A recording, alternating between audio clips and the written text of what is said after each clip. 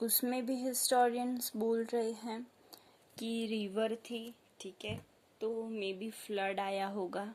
Okay, सो ऐसे ये दोनों चीज़ों को यूज़ करके वो सब हिस्ट्री के बारे में स्टडी करते हैं। Okay, The development in the disciplines of archaeology and geography have contributed greatly to the process of history writing. History writing में आर्कियोलॉजी एंड ज्योग्राफी के डिसिप्लिन्स का जो डेवलपमेंट हुआ है उसने बहुत ज़्यादा कंट्रीब्यूट किया है। Time and space are important factors in the history. Time और स्पेस, टाइम मतलब जो समय है वो, और स्पेस मतलब जो जगह है वो, ये दोनों चीज़ें हिस्ट्री में बहुत इम्पॉर्टेंट है। टाइम क्यों इम्पॉर्टेंट है?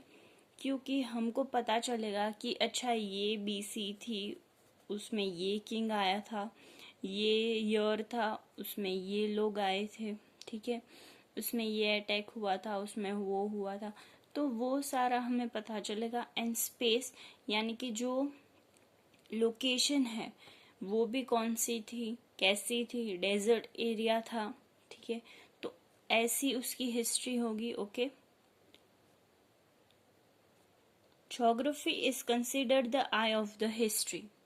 ये बहुत इम्पॉर्टेंट लाइन है गाइस, आप लोग इसे नोट कर लेना। ओके, आप लोग इसे नोट कर लेना क्योंकि ये जो है वो आता ही है MCQ में।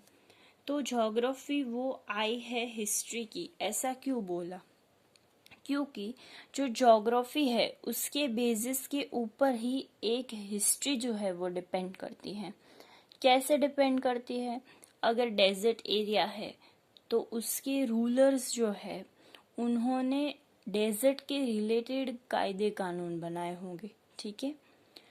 कोई माउंटेन वाला रीजन है तो उसके रिलेटेड वहाँ पे सब रेवेन्यू सिस्टम होगी, वहाँ पे उसके रिलेटेड सब लेबर वर्क हो रहा होगा, उसके रिलेटेड सब जो काम करने वाले लोग हैं उनका काम होगा, ठीक है। डेजर्ट एरिया है तो वहाँ पे कोई शिप लेके, यानी कि जो भेड़ बकरी है उनको लेके वो चराने तो जाएगा नहीं, उसका काम धंधा तो वो करेगा नहीं, ठीक है। तो जगह के अकॉर्डिंग सब चीज़ें होती हैं, तो ये बहुत इम्पॉर्टेंट फैक्टर है ज्योग्राफी।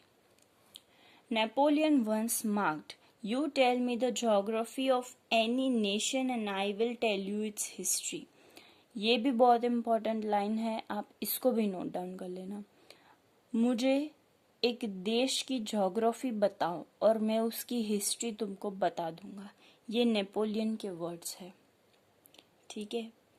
क्योंकि geography and history are interconnected, तो ये ज्योग्राफी जैसी होगी ऐसी ही उसकी हिस्ट्री होगी, हिस्ट्री जैसी होगी ऐसी ही उसकी ज्योग्राफी होगी। Along with these sciences, a historian also tries to understand the history through the oral traditions. Oral traditions मतलब पहले के ज़माने में, बहुत पहले की बात है, तब ओरली सब ट्रांसमिट होता था, ठीक है। तो ओरल ट्रेडिशंस जो है उसको भी एक हिस्टोरियन स्टडी करता है।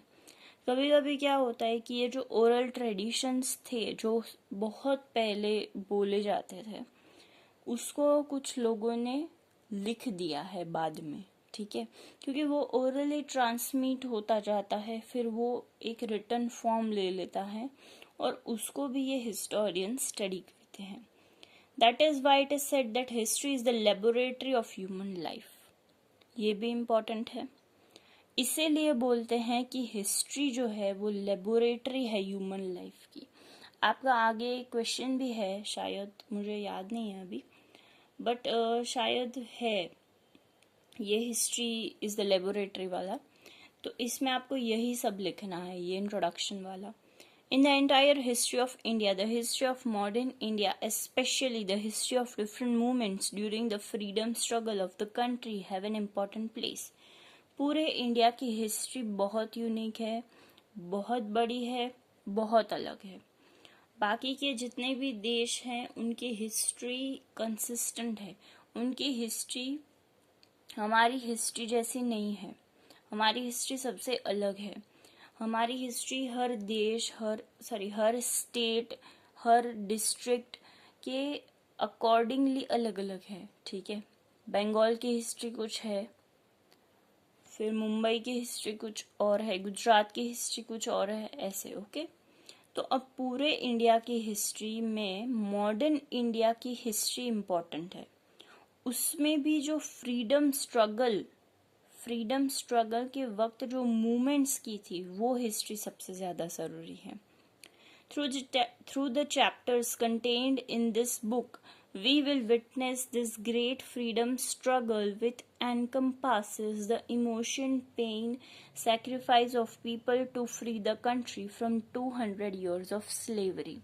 Slavery यानी कि जो हम किसी की गुलामी करते हैं उसको स्लेवरी बोलते हैं। तो ये चैप्टर्स में हम देखेंगे इमोशंस को, पेन को और सैक्रिफाइस को। जो लोग इमोशनली कनेक्ट हो पाएंगे वो लोग ये सारे चैप्टर्स बहुत अच्छे से पढ़ पाएंगे। Let's move on to the next paragraph.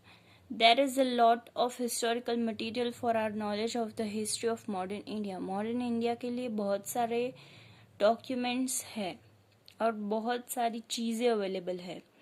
These materials have been collected in the National Archives, Delhi, as well as in the different state archives.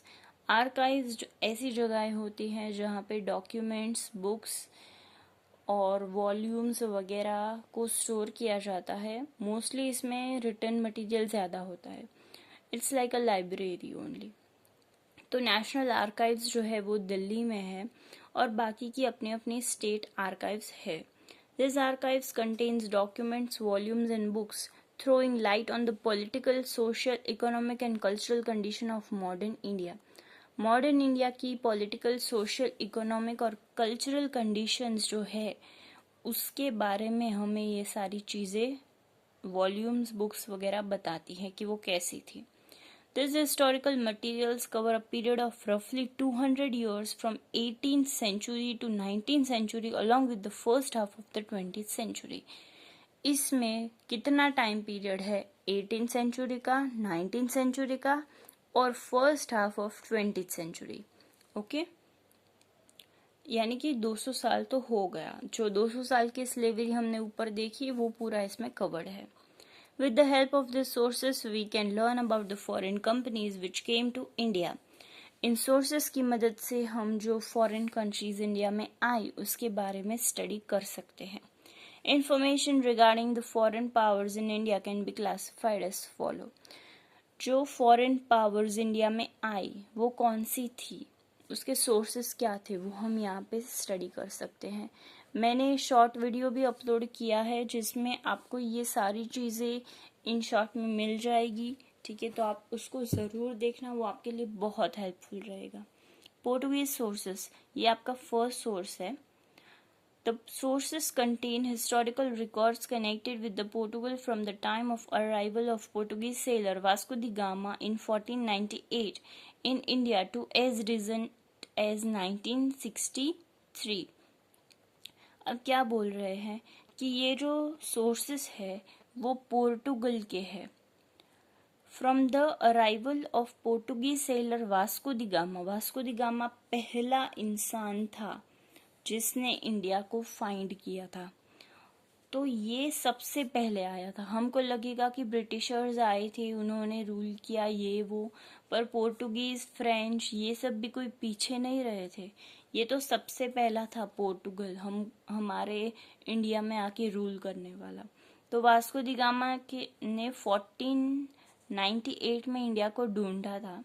तो वहां से लेकर 1963 तक के सारे रिमेन्स हमारे पास है। तभी जाकर हमको पता चलेगा ना कि ये हुआ था। हम थोड़ी वहां पे थे तब, तो हमें पता चलेगा कि ये चीजें हुई थी। ये सारे डॉक्यूमेंट्स और सोर्सेस की मदद से ही हमें पता चलता है। Documents regarding this time period have been found in Goa. ये सारे डॉक्यूमेंट्स कहाँ फाउंड हुए हैं? गोवा में। जो कि मेन सेंटर था पोर्टुगीज का। द कॉरस्पॉन्डेंस का मतलब है बातचीत of the Portuguese administration with the Portuguese company. Portuguese company और पोर्टुगीज एडमिनिस्ट्रेशन दोनों अलग चीजें हैं। पोर्टुगीज कंपनी यानी कि वो कंपनी जो पोर्टुगल में थी, और पोर्टुगीज एडमिनिस्ट्रेशन यानी कि वो जो इस पूरी चीज को एडमिनिस्टर करते थे। ठीक है। In India and other related documents have been collected in Lisbon which is the capital of Portugal. और बाकी के ये जो कॉरस्पॉन्डेंस यानी कि बातचीत के जो डॉक्यूमेंट्स है वो लिस्बन में कलेक्टेड है, जो कि पोर्टुगल का कैपिटल है।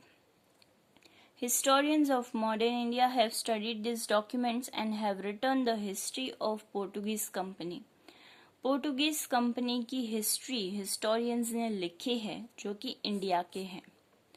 Based on the records in Goa and Lisbon, FC Danvers published